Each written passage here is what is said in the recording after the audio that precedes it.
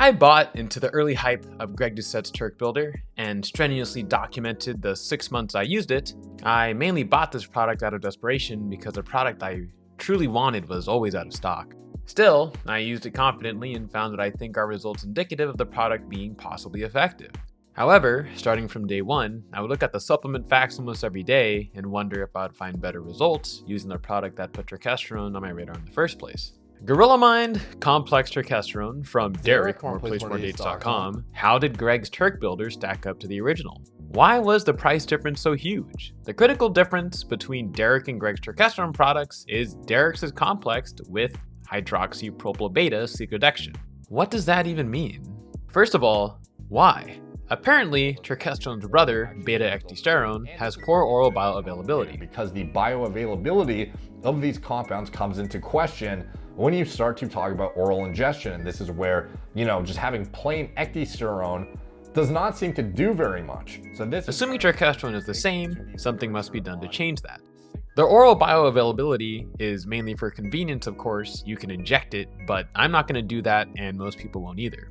So, to get around injecting, Derek spent the time and money to set up the infrastructure to complex his product with the most effective version of cyclodextrin, hydroxypropyl-beta cyclodextrin. But turkesterone is very hard to source, very expensive, and it definitely is not as high of a margin item as I thought it was going to be when I initially got into it. And that's not necessarily a bad thing. I was happy just to bring it to market in general because it's something I was interested in trying myself.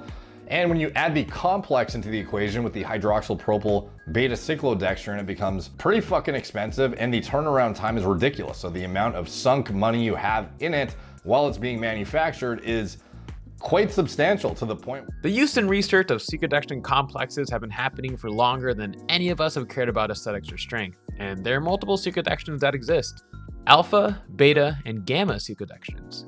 Hydroxypropyl-beta cyclodextrin, the one used in Derek's products, is apparently the most effective in increasing the oral bioavailability and is found to be non-toxic in oral administration, or at least highly tolerable. Now, I'm not ignorant to the Nootropics Depot saga. I saw the Reddit post within hours of it being posted, and I made a video on it like everyone else. But why am I still using an apparently bunk product, let alone spend the time to document my use of it? Well, I was already deep into documenting my use of this stuff when it happened. To cope with my potential mistake of buying what may not even be turkesterone, I'm hoping that the turkesterone I bought is part of one of Derek's good batches. Derek has shown results of an apparently reliable testing method showing a pill from a good batch actually had some turkesterone, and I'm running with this in a hopeful manner because I don't have the money or the means to test out my pills on hand. So, placebo or not, this stuff is going in my body.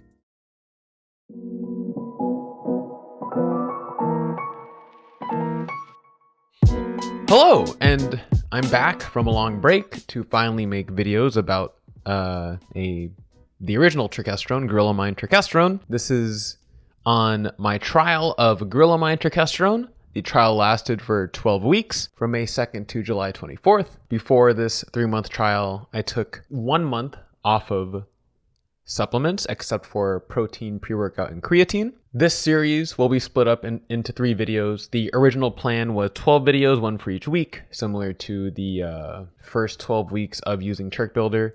But this one's going to be 3 videos. It's a lot easier and more digestible to have videos that actually cover months at a time or 1 month at a time.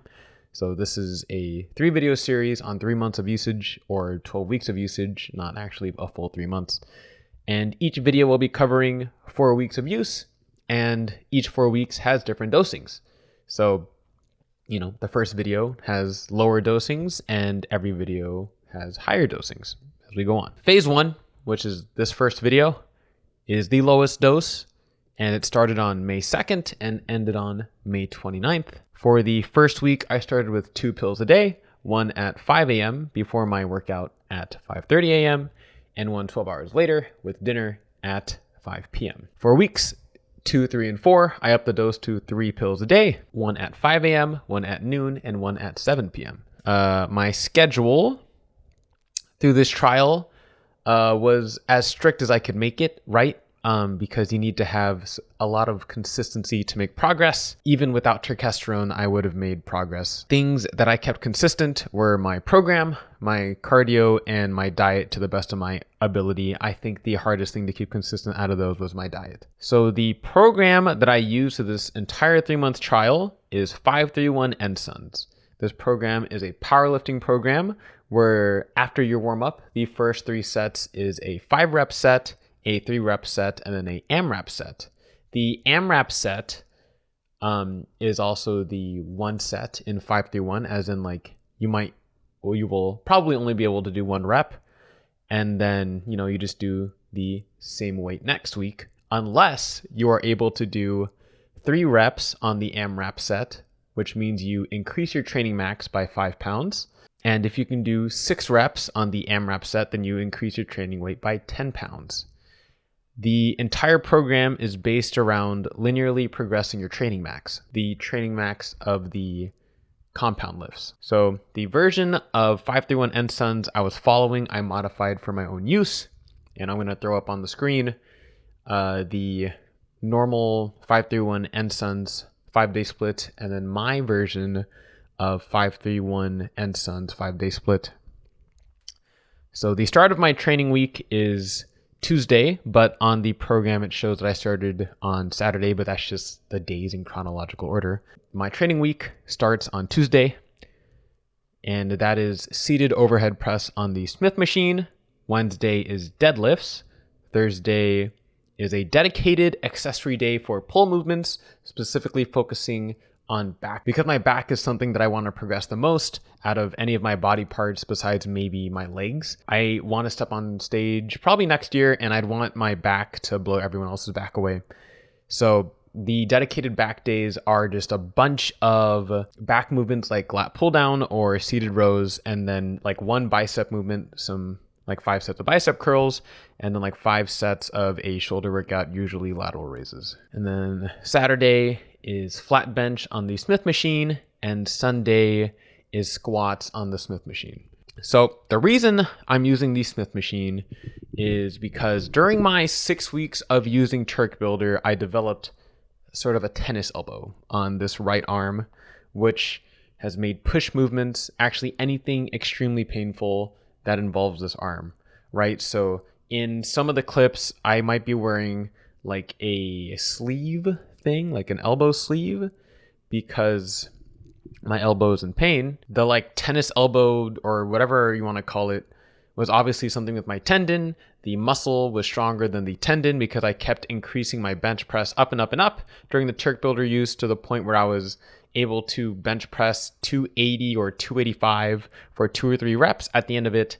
But it really accumulated all this stress on my right elbow for some reason. My left elbow was completely fine, and my right elbow like started clicking, and there was so much pain to the point where holding my camera or holding my mouse or trying to pick up my water bottle became this extremely difficult and strenuous task.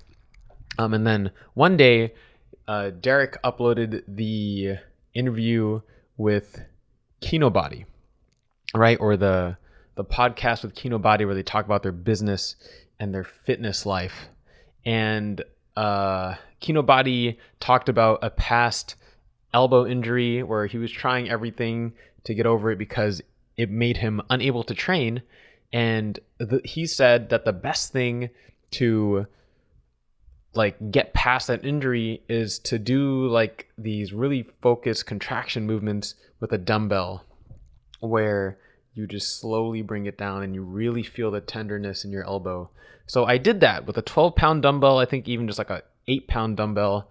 And I did that for forever, and I could really feel the tenderness in this elbow. And then I did that for weeks and weeks and weeks, and it got my elbow better. Now my elbow is a lot better. I'm able to pick up my water bottles, you see. I used to not be able to pick it up, and I can train with it. It gets sensitive during any movement that involves this right elbow. Any push or pull movement, doesn't matter what it is, but it gets sensitive.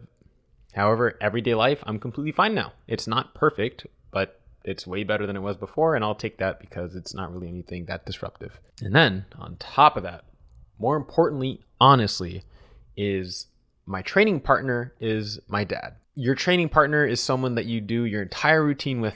My dad is 56 years old. I love him to death. He raised me single-handedly. He's the reason why I'm in the gym. And I used to not include him in things. It made me feel bad recently. Like I have regrets that I pushed him away when I was younger. So I started bringing him to the gym, right? And this was just like last year. I started bringing him to the gym with me, or earlier this year, I forget. His injuries from his younger days when he was an amateur cyclist, both a road biking and mountain biking guy, he crashed twice while biking into the same side of his body. I'm pretty confident it was the left side of his body. His left shoulder, elbow, thumb, knee, ankle, all of his joints on the left side of his body, for the most part, are permanently injured. His upper body injuries are a lot worse than his lower body injuries. So he is unable to do full range of motion on push movements. I don't think he has a problem with pull movements. He can't really do free weight movements with dumbbells or barbells that involve pushing. He can't really do bench press. He can't really do shoulder press or overhead press with the barbell. But I wanted to do bench press and overhead press as part of this Gorilla Mind Turkesterone series.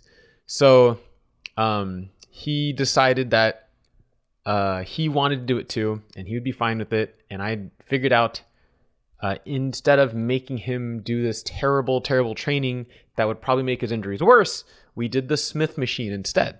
And, you know, moving compound movements to a Smith machine so my dad can train with me better than he would with a barbell is a no-brainer for me. He's 56 years old, and now my dad loves training. I don't want to do anything to scare him away from training. He said that free bench scared him, the free barbell scared him, and before now, he hasn't trained with weights since he was in the Air Force. You know, he has his victory days training in the Air Force. He could bench 315 pounds, not like lean, maybe 20% body fat, but you know, he could bench 315 pounds and so on. He's so proud of his upper body strength. He was happy to return to the movement, but not with his injuries. With the Smith machine, he's been able to do it confidently, and you know, it's a sacrifice that I'm willing to make. The only downside is that, you know, a lot of you guys will probably not hold my Smith machine strengths as like real numbers, but I'm going to use them. I'm accounting the 20-pound bar on the Smith machine as like the weight total. So if you see that I'm counting like 300 pounds of something, I'm actually factoring in the fact that the bar is 20 pounds on the Smith machine. So sorry that my compound lifts are Smith lifts, but there's still a metric to measure strength progression at the end of the day. So let's look at the routine that I had for myself, which I have open on this calendar over here, which you can't see off screen. So the first phase, this first 4 weeks started on Monday, May 2nd, right? And every Monday through this trial phase was the same. Every Tuesday was the same. Every Wednesday was the same, and so on and so forth. This went on from May 2nd to May 29th. May 29th is a Sunday. So starting Monday, May 2nd, I did a 3-mile fasted walk, leveraged with Raoul sign from Gorilla Mind to burn fat. And I started taking 2 pills of complex turkesterone a day. And then Mondays were also my physique progress videos where I did my posing routine. And then I also weighed in every day. And then Tuesday is overhead press, weigh in. Wednesday is deadlift, weigh in. Thursday is back day, weigh in. Friday is 3-mile fasted walk, weigh in. Saturday is bench press, weigh in. Sunday is squats, weigh in. And then it continues again.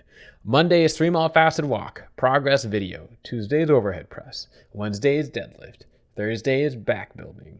I never have any footage for the back focus pull days because, you know, it's just me on doing the lat pull down and stuff. It's boring. So whatever. And Friday is a 3-mile fasted walk. Saturday is bench press. Sunday, squats. Monday, 3-mile fasted walk, progress video. Tuesday, overhead press. Wednesday, deadlift. Thursday, back building. Friday, 3-mile fasted walk. Saturday, bench press. Sunday, squats. Monday, 3-mile fasted walk, progress video. Tuesday, overhead press. Wednesday, deadlift. Thursday, back building. Friday, 3-mile fasted walk. Saturday, bench press. Sunday, squats. And Sunday was the last day of phase 1.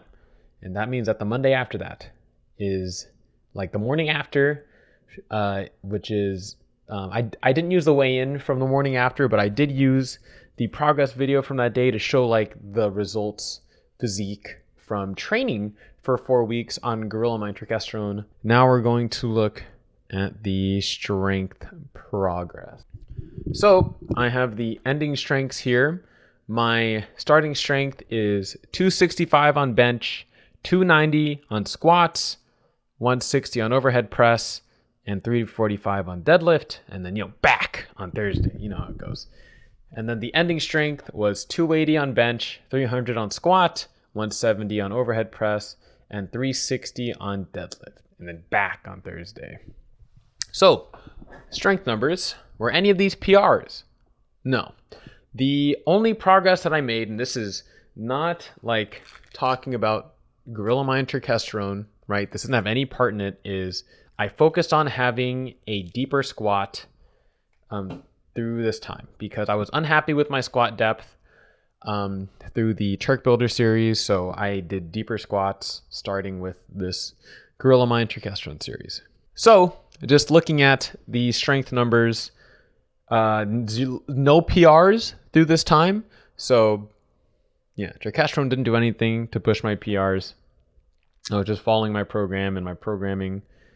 I never ever did 6 reps on anything through my programming, so I never like jumped 10 pounds. So no PRs for this first month. So I have my weigh-ins, boom, as a graph. It's much easier to follow. So my starting weight was 163.6 pounds. And as you can see, through the first week, it was about the same. Through this first week, I was like slowly eating more and more calories from 2,300 because 2,300 is my cutting calories up to 2,800 because my maintenance calories is between 2,700 to 3,000 calories. As long as I stay in that range, I don't gain any weight. And then, as you see, boom, big jump to 170. What happened there? Well, I had a cheat day with my family and I went to a buffet. That was fantastic. And but as you can see, my weight pretty much just like stayed the same for the next 21 days after that one cheat day. The trend line shows my weight slowly going up, but with a starting weight of 163.6 pounds and an ending weight of 169.8 pounds, did I gain any muscle? Maybe. Let's look.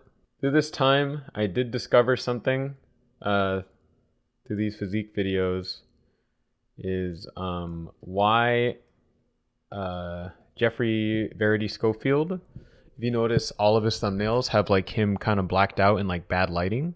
And I realized, specifically in this after video, because I screwed up the ISO, I think, or it's just a different time of day, is that in like a lower lighting scenario, because it's a silhouette, I look bigger. And, you know, it's like when you're shirt buff, being shirt buff, you look so big with just a shirt on. It's crazy, man. When you just wear joggers, it looks like you have big legs. So front double bicep, I don't see any notable changes. And then with the vacuum, vacuum looks the same. And then we move on to the tricep pose thing. I think my chest looks a little bit better in the after, but that's probably because of the lighting or even just like the angle side pose flex thing. I look better in the after, but I probably just learned how to pose, or the lighting is different. It's probably the lighting, honestly. Back, I'm not really good at dialing in this back pose, but because I'm close to the camera, my back looks bigger and my shoulders look bigger, but I don't actually think there's any real difference or progress, so I'm just gonna say that there's nothing different. Is there anything different in my wheels and my legs? Probably not. However, my silhouette just looks a little bit bigger and fuller, And that could just be indicative of my body holding on to a little bit more water because I'm eating a little bit more food through this month. I doubt that I actually gained any weight on turkesterone. Some people find like your body, your muscle being fuller on turkesterone for some reason. But like my silhouette in the after looks way more impressive than my silhouette in the before. My shoulders just look better, man. My physique, I'm pretty happy with it. I can't find anything through this first phase or first month that indicates that the complex turkesterone has done anything significant at 2 pills a day for the first week and 3 pills a day for weeks 2, 3, and 4. So maybe I have to let this stuff saturate my body, or maybe taking higher doses, which happened in phase 2 and phase 3, or month 2 and month 3. Maybe the higher doses made a difference. But looking at this for the first phase or first month, it seems that this lower dose did not really do anything. No PRs, no significant physique changes. So my closing thoughts using only the first 4 weeks worth of data is that the complex turkesterone has not done anything, right? I have not hit any PRs. I have not had any significant physique progressions. So weeks 5 through 12, I upped the dose of turkesterone because through the first 4 weeks, I was like, wow, I didn't really make any progress. I'm going to up the dose to see if that changed anything. I've already done all 12 weeks of using complex turkesterone, but through this video, I'm just going to pretend, oh, I don't know what happened. We'll have to see next video. So I'll see you guys next video.